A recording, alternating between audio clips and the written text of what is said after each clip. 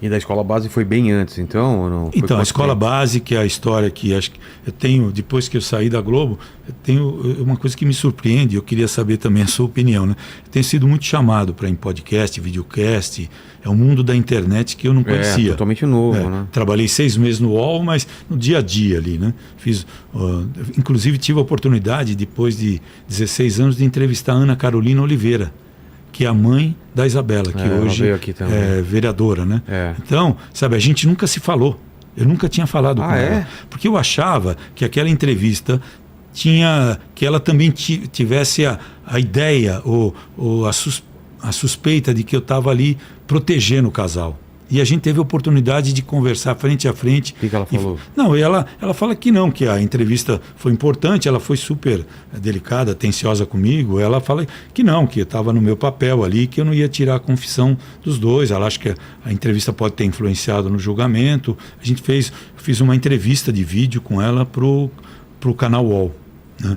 E tive uma oportunidade de ficar frente a frente com ela, que eu queria sempre falar, nessa entrevista eu conto detalhes, como foi feita a entrevista, que eu contei para você que ela não sabia, entendeu? Entendi. Quando ela veio aqui, cara, eu acho uma forma corajosa como ela lidou tudo, né? Imagina, não dá para se colocar no lugar dela, né? Quer dizer, não é a ordem natural da vida, né? Os pais morrem primeiro e os filhos morrem depois, né? E o tipo de morte, né? Brutal. Brutal. Ela sofreu muito, sabe? Quantas vezes a filha dela foi morta nas câmeras, falando, o assunto ficou na mídia, né? Uma coisa que... Ela não foi sepultada, né? Até hoje se fala muito. Ela tem um papel importante. Ela é vereadora hoje. Ela vai lutar por essa questão da violência contra as crianças. Ela tem um trabalho importante nesse sentido. Acho que ela vai trazer essa questão para uma discussão mais ampla, porque as crianças são vítimas, são uma das maiores vítimas da violência, não só crimes, mas também violência sexual, né? É verdade. E falando sobre a escola base, foi em 94. Isso que eu queria, porque todo mundo me chama para dar entrevista, para conversar, eu acho ótimo, mas todo mundo quer falar sobre o caso da escola base. É um caso que... E tudo bem para você de falar disso? Tudo bem, eu falo e eu tenho o dever de falar, eu tenho obrigação para alertar. Documentário e tudo mais. Para que as pessoas, os novos jornalistas ou os colegas que estão nas redações, não cometam o crime que eu cometi. Eu sou o réu dessa história, eu sou o antagonista e o protagonista no caso da escola base. No caso da escola base, se você quiser que eu resuma um pouco... vamos dar o contexto. Então vamos lá, foi em 94, em março de 94, eu estava na redação, de repente uma mulher, uma mãe de uma das crianças, eram 2 crianças e 2 mães, ali elas ligam de um orelhão, não tinha celular na época, para a TV, dizendo que elas estavam na porta da delegacia do 6º Distrito, ali na Aclimação, e que a polícia estava investigando uma suspeita de que os filhos, era um casal de crianças, né? Uma menina e um menino, 6 anos por aí, tinham sido vítimas de violência sexual dentro da escola. Como eu era o repórter de polícia, eu estava ali praticamente de plantão, a minha chefe me mandou para lá. Eu fui para a delegacia, chego lá, as 2 mães já saem, vêm me receber, estavam super atordoadas, emocionadas, assim, bem revoltadas, falando que os 2 filhos tinham sido vítimas dentro da escola por parte de... Elas não acusavam ninguém. Aí eu subi para falar com o delegado falou, a acusação é essa. Essas 2 mães estão dizendo que os filhos foram violentados ou abusados dentro da escola base. Aí que eu tive a primeira informação que era a escola base, que marcou a minha vida, vai marcar para sempre, eu vou morrer e essa história vai perdurar. Escola base, nunca saiu da minha cabeça. Se você não conversa comigo sobre esse assunto, algum estudante de jornalismo, ou alguém me liga, ou alguma coisa nas redes sociais se refere ao caso da escola base, que é considerado o maior erro jornalístico da imprensa brasileira nos últimos anos. E virou também sinônimo de erro da imprensa. Então, se alguém quer atacar a imprensa, lembra da escola base, até o presidente Lula já, num momento, não agora, mas no passado, citou a escola base. Quer dizer, virou uma referência de mau jornalismo. Entendeu? Aí eu entro lá na delegacia, o seu Shimada, Ricardo Shimada e a dona Cida, que eram um casal dono da escola, né? Estava sentado ali junto com as crianças correndo. Eram ali dois também. casais, os donos? Então, e aí tinha o Paulo, tinha o Maurício Alvarenga e a Paula Milling. Certo. E eu vou conversar com a Paula Milling, que estava meio que na carceragem numa sala. E ela estava desesperada, e eu vou com o microfone, e eu tento falar, você quer falar alguma coisa? Eu falo, não, eu preciso de ajuda, eu preciso de um advogado. Meu pai era advogado, eu precisava de ajuda, ele foi assassinado durante um assalto, etc. Ela estava desesperada. E o Maurício não viu, ele estava numa outra sala, numa carceragem mesmo. Saí, falei com o delegado, ele falou, olha, eu vou amanhã mandar, era já no final da tarde, começo da noite, eu vou mandar as duas crianças para fazer exame de corpo de delito no Instituto Médico Legal, o IML, como as pessoas conhecem.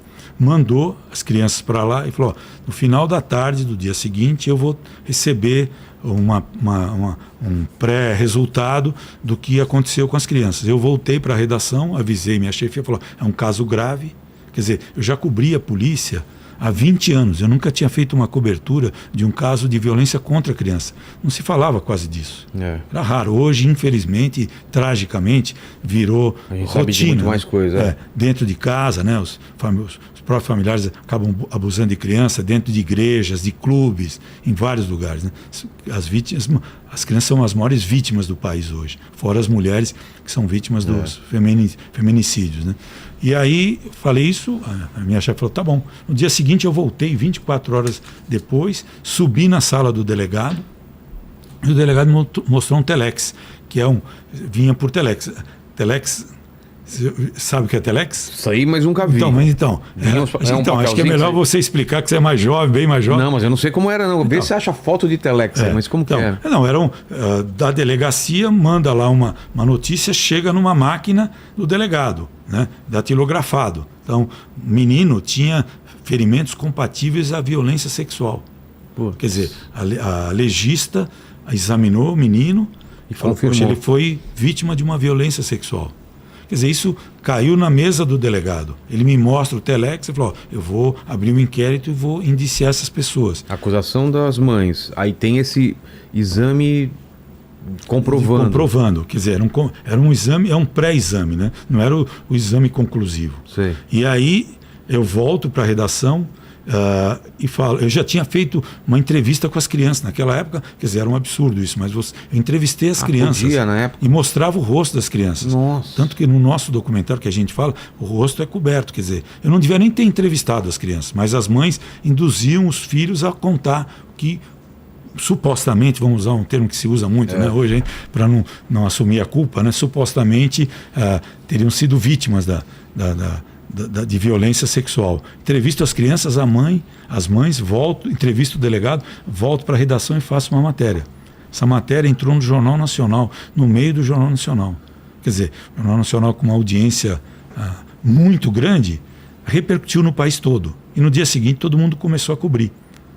Sabe, a Globo continuou, aí Bandeirantes, TV Cultura, SBT, rádios, jornais, revistas, todo mundo começou a cobrir.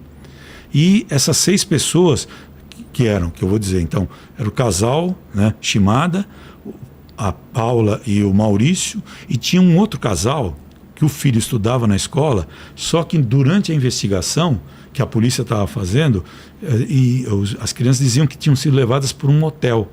E, na verdade, e falavam o nome do menino. E foram na casa, era um apartamento super simples, não tinha mesa, cama redonda, não tinha espelho no teto, não tinha absolutamente nada. E a Maria José Sarno, depois, ela era uma grande repórter, ela faz uma passagem mostrando isso, quer dizer, falava-se num quarto de hotel, na verdade era um apartamento comum, muito pequeno, com um quarto super humilde, simples de tudo, entendeu?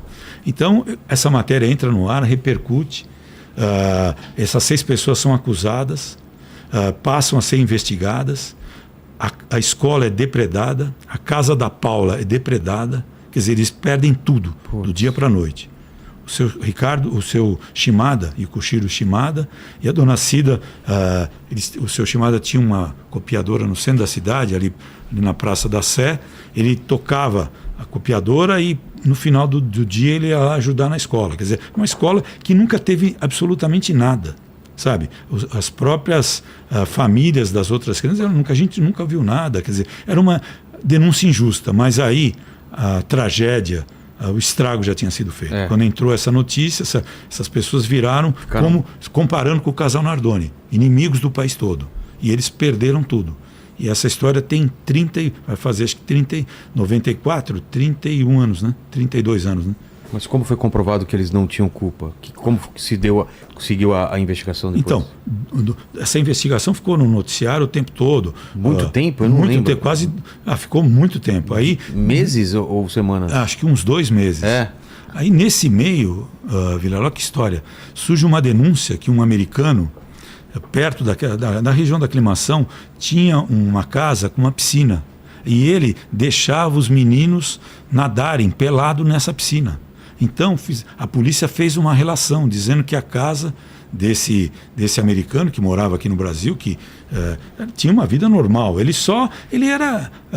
gostava de agradar os vizinhos ali, deixava a molecada nadar, nunca se provou nada contra ele. E ele foi envolvido nessa história. Nossa. Tanto que a polícia pegou as 2 crianças lá do caso da escola base, levou para ver se elas reconheciam aquele local. E não reconheceram? Que não reconheceram. Ele foi preso. O americano também? O americano foi preso. O Richard foi preso, ficou acho que 1 semana preso e não tinha nada contra ele. Absolutamente nada contra ele. Só que imagina isso no meio da imprensa. Tá louco. Sabe? As pessoas recebendo isso todo dia na rádio, televisão, jornais, entendeu? E a vida dessas pessoas foi destruída para sempre.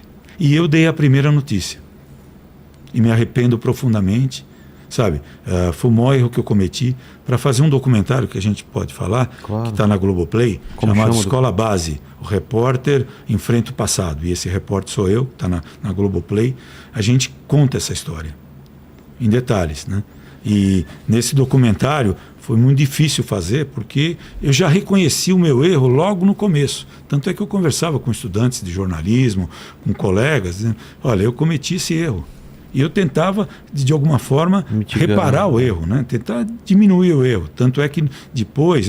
tem muitos detalhes aí que, sabe, acho que a gente pode conversar até sobre outros casos, mas o caso da escola base é o caso que mais marcou minha vida.